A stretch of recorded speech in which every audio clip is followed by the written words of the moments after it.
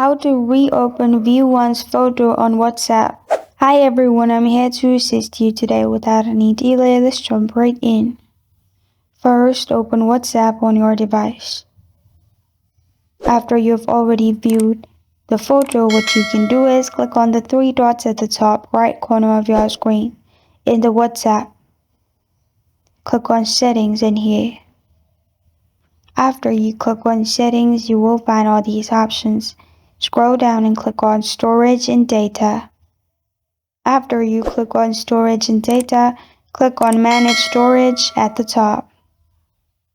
After you click on Manage Storage, you will find all the chats.